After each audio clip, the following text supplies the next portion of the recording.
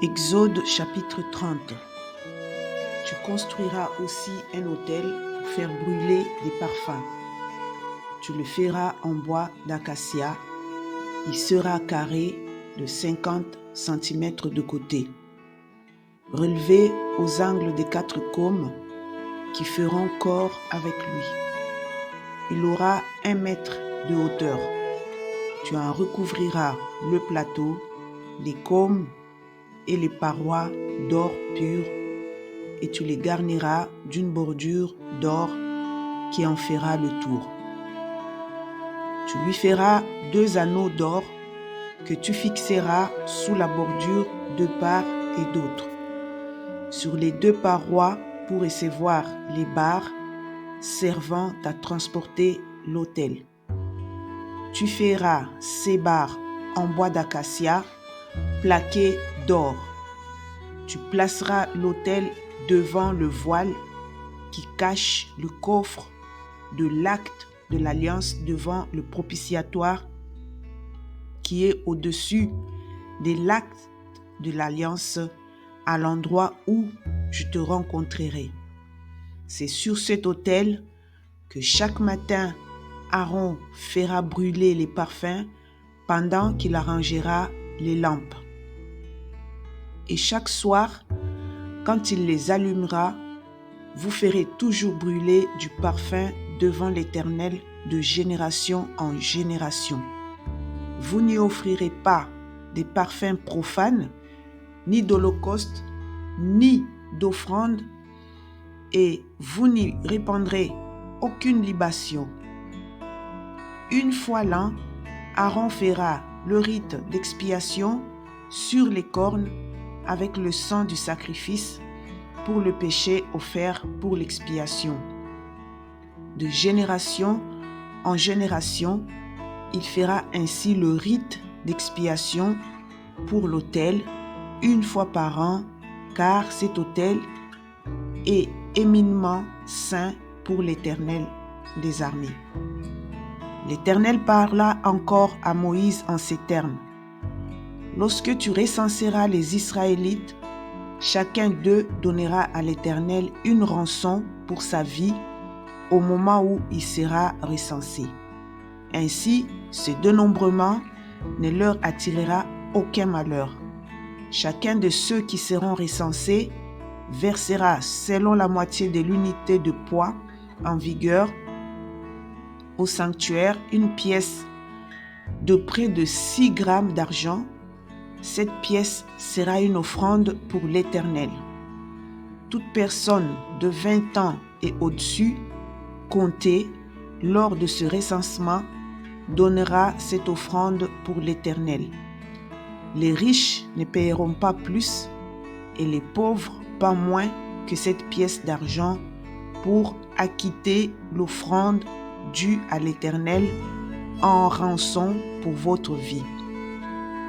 Tu percevras des Israélites l'argent de cette rançon et tu le destineras à l'entretien de la tente de la rencontre. Il rappellera à l'Éternel que la rançon pour leur vie a été versée. Ensuite, l'Éternel parla à Moïse en ces termes. Tu feras aussi une cuve de bronze pour les ablutions. Elle sera montée sur un socle du même métal.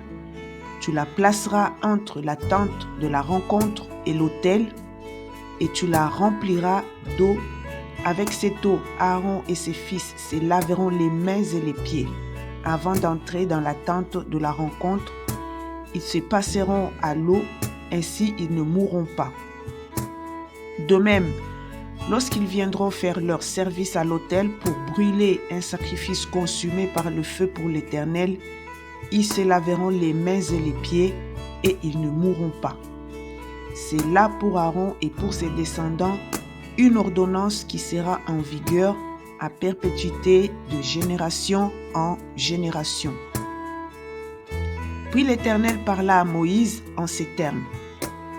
Procure-toi des aromates de première qualité, 6 kg de myrrhe fluide, la moitié, soit 3 kg de cinnamome aromatique, 3 kg de cannelle, 6 kg de casse selon l'unité de poids en vigueur au sanctuaire et 6 litres d'huile d'olive. Tu en feras une huile d'onction sainte, un baume odorant fabriqué par un parfumeur. Ce sera une huile sainte pour l'onction. Avec cette huile, tu oindras la tente de la rencontre et le coffre de l'acte de l'alliance, la table avec tous ses ustensiles, le chandelier et les accessoires, l'autel de parfum, l'autel des holocaustes et tous ses accessoires, ainsi que la cuve avec son socle. Tu les consacreras et ils seront éminemment saints. Tout ce qui les touchera sera saint. Tu oindras aussi Aaron et ses fils et tu les consacreras à mon service comme prêtres. Puis, tu t'adresseras aux Israélites en ces termes. Cette huile d'onction sainte sera réservée à l'Éternel de génération en génération. On n'en répandra pas sur le corps d'un homme et vous n'en composerez pas selon la même formule. Elle est sainte et vous la considérerez comme telle. C'est lui qui composera une huile semblable et qui en appliquera sur quelqu'un d'autre qu'un prêtre sera retranché de son peuple. L'Éternel dit à Moïse, « Procure-toi des essences parfumées, du stacté, de l'onyx et du galbanum. Il y aura avec ces aromates autant d'encens raffinés en quantités égales. Tu en feras faire un mélange parfumé composé par un parfumeur. Ce sera un parfum salé, pur et sain. Tu en réduiras une partie en poudre fine que tu poseras devant l'acte de l'alliance dans la tente de la rencontre où je te rencontrerai. Ce sera pour vous une chose éminemment sainte. Vous ne ferez pas de parfum de même composition pour votre usage personnel. Vous le considérerez comme une chose sainte réservée à l'Éternel. Celui qui en fera pour jouir de son odeur sera retranché de son peuple. Exode chapitre 31.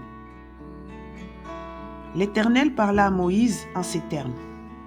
Vois, je désigne Betsalel, fils d'Ori, descendant de Our, de la tribu de Juda, et j'ai rempli de l'Esprit de Dieu qui lui confère de l'habileté, de l'intelligence et de la compétence pour exécuter toutes sortes d'ouvrages, pour concevoir des projets et les exercer en or, en argent et en bronze, pour tailler des pierres à enchâsser, pour sculpter le bois. Ainsi, il pourra réaliser toutes sortes d'ouvrages. Je lui ai donné pour aide Oholiab, fils d'Ahisamach, de la tribu de Dan, et de plus, j'ai accordé un surcroît d'habileté à tous les artisans experts afin qu'ils soient capables d'exécuter tout ce que je t'ai ordonné. La tente de la rencontre, le coffre de l'acte de l'alliance, le propitiatoire qui doit lui servir de couvercle et tous les objets de la tente, la table et ses ustensiles, le chandelier d'or pur et tous ses accessoires, l'autel de parfum, l'autel des holocaustes et tous ses accessoires, la cuve et son socle, les vêtements de cérémonie et les vêtements sacrés pour Aaron le prêtre ainsi que ceux de ses fils, ceux qui les endosseront pour exercer les fonctions de sacerdoce. L'huile d'onction et le parfum aromatique pour le sanctuaire. Pour exécuter tout cela, les artisans se conformeront aux ordres que je t'ai donnés. L'Éternel parla à Moïse en ces termes.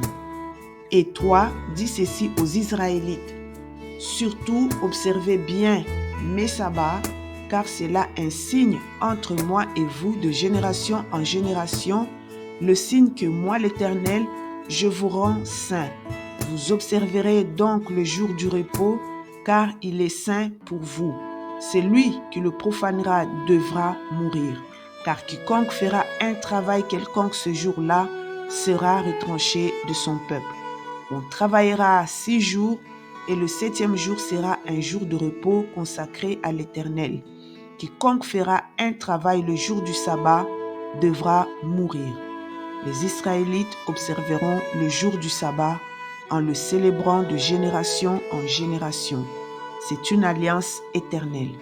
Il sera un signe à perpétuité entre moi et les Israélites, car en 6 jours l'Éternel a fait le ciel et la terre, et le 7e jour, il a cessé de travailler pour reprendre son souffle. Quand il eut terminé de s'entretenir avec Moïse sur le mont Sinaï, l'Éternel lui remit les 2 tables de l'acte de l'alliance. C'étaient des tablettes de pierre gravées par les doigts de Dieu. Que le Seigneur vous bénisse.